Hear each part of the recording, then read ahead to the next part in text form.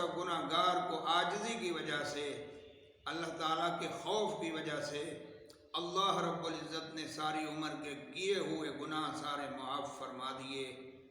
اب اللہ پاک نے فرمایا کہ پھر سے شروع کرو۔ تو وہ گناہ گار جو تھا وہ اس کے دل میں خوف خدا آ گیا اور اس نے نیک اعمال شروع کر دیے۔ اس کے نیک اعمال اللہ رب العزت نے قبول فرما لیے۔ جیسے قبول فرمائے تو اس گناہ گار نے اب اللہ کی عبادت شروع کر دی۔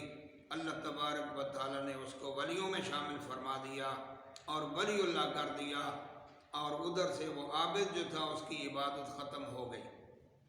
تو میرے معزز دوستو بھائیو، اللہ تعالیٰ سے دعا ہے کہ اللہ رب العزت ہم سب کو تکبر سے پناہ دے دے اور اللہ تعالیٰ ہمیں عاجزی کے ساتھ اپنی زندگی گزارنے کی توفیق عطا فرمائے۔ اس کے لیے سید کائنات ہمارے پیارے محبوب مصطفیٰ صلی اللہ علیہ وسلم نے بھی ارشاد فرمایا ہے، من تواضع للہ رفعہ اللہ، من تکبر اہانہ اللہ۔ جس نے تکبر کیا اللہ تعالیٰ اس کو ذلیل کر دیتا ہے، اور جو عاجزی کر دیتا ہے اللہ تعالیٰ اس کو بڑھا دیتا ہے۔